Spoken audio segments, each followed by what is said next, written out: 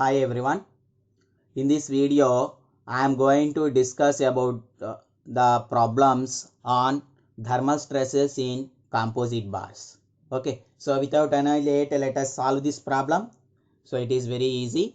So a steel rod of 20 mm diameter passes centrally through a copper tube of 50 mm external diameter and 40 mm internal diameter. So the tube is closed at each end by rigid plates of negligible thickness. The nuts are tightened lightly home on the projecting parts of the rod. If temperature of the assembly raised by 50 degrees centigrade, calculate the stress developed in copper and steel and take E for steel and copper as 200 giganewton per meter square and 100 giganewton per meter square, and also alpha for steel and copper as 12 into 10 power minus 6 per degree centigrade and 18 into 10 power minus 6 per degree centigrade. So this is the data given to us. So we need to find the stress developed in copper and steel, right? So this is the ultimate thing we need to find. So now if you observe the given data, the values of alpha are given. So alpha for steel and copper are given. So alpha for steel is 12 into 10 power minus 6. Alpha for copper is 10 into 10 power 18 into 10 power minus 6. So that means alpha value for copper is high. So that means the copper rod or copper tube will elongate more than the steel rod. So then what happens means, so in which the elongation is more, in that the compressive stresses are induced, and in which the elongation is less, in that the tensile stresses will induce, right? So now let us first of all write the given data. So what is the given data? So a steel rod of 20 mm in diameter. So diameter of the rod is given ds. Diameter of steel is equals to 20 mm. So convert that into meters. How much you will get? 0.02 meters. So then find the area of this steel rod. AS is equals to pi by 4 into ds square. So that equals to pi by 4 into 0.02 square. So that equals to 100 pi into 10 power minus 6 meter square. So that is the value of area of steel rod. Then what is the data given? So the copper tube external diameter and internal diameters are given. So external diameter, outer diameter of copper tube is equals to 50 mm, and if you convert into meters you will get 0.05 meters, and internal diameter di of copper tube is given, that equals to 40 mm, and that is 0.04 meters. Now let us find the area of this copper tube. So area of copper tube AC equals to, as it is a hollow tube, so it is pi by 4 into d naught of c square minus di of c square, pi by 4 d square. So now substitute the values. How much you will get means pi by 4 into 0.05 square minus 0.04 square. So you will get the value as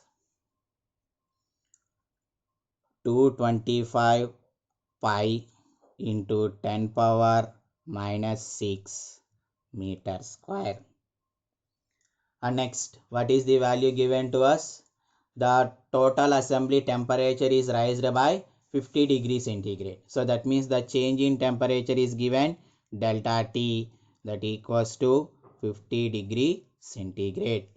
Now he is asking us to find the stresses developed in copper and steel. So stress in copper sigma C and stress in steel sigma S. These two things we need to find. And next E values are given.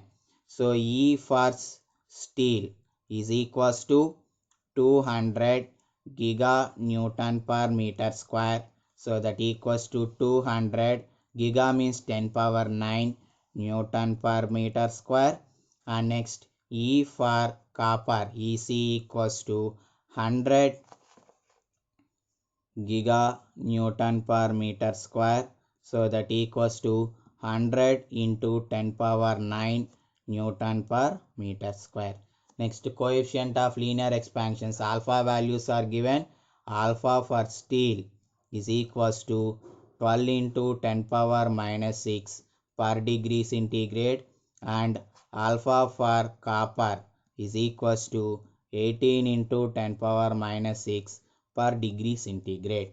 So this is the data given to us and we need to find sigma C and sigma S, right? So now let us recollect the formulas, or what are the formulas we derived in the thermal stresses in composite bars, and now we are going to apply those.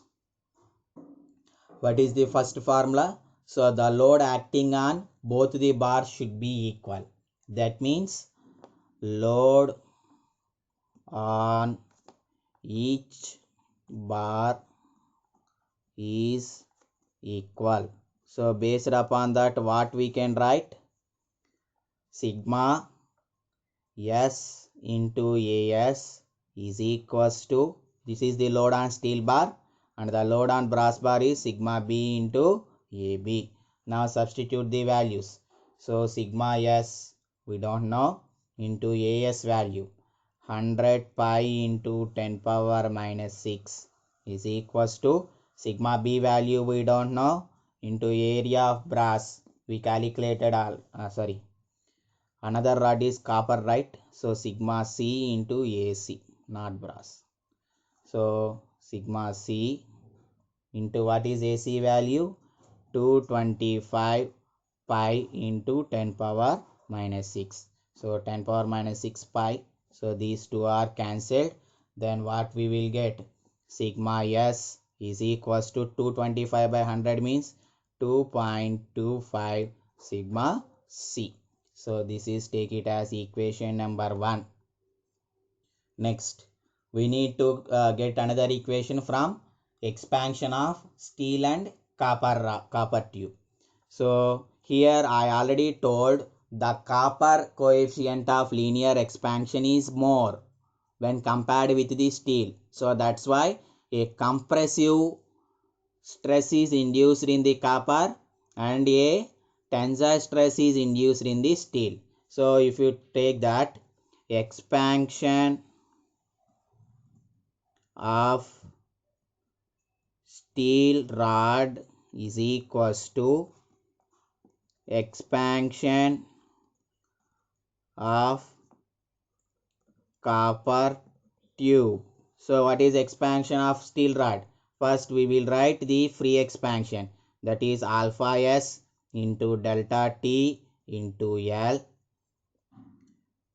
Actually the steel rod, the tensile stress is developed, so plus sigma S by E into L, right? So that equals to expansion of copper tube. So free expansion of copper tube is alpha C into delta T into L. But in copper tube, compressive stresses are developed because of high coefficient of linear expansion in a composite bar.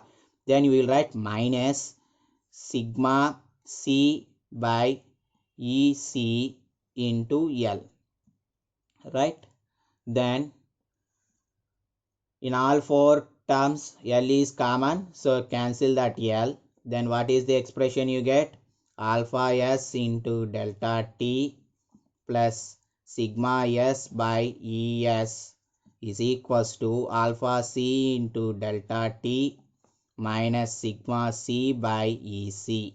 So substitute the values. we got sigma S is equals to 2.25 into sigma C. So substitute that one also here.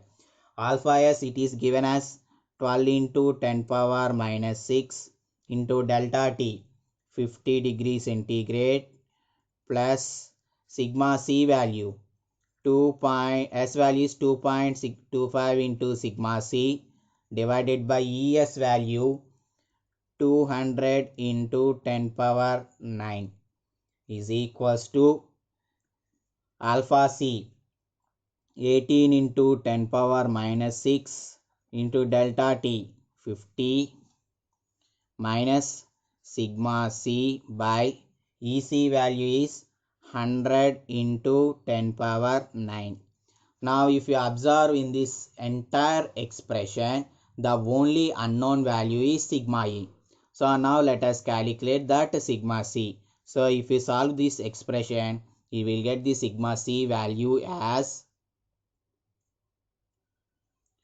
14.117 into 10 power 6 Newton per meter square, or we can write it as 14.117 into mega, 10 power 6 means mega Newton per meter square. Right? Now calculate the value of sigma S. So sigma S will be equals to 2.25 into sigma C. So that equals to 2.25 into 14.117 into 10 power 6.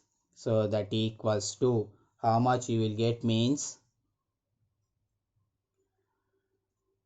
31.76 into 10 power 6 Newton per meter square, or otherwise it is equals to 31.76 mega Newton per meter square. Right?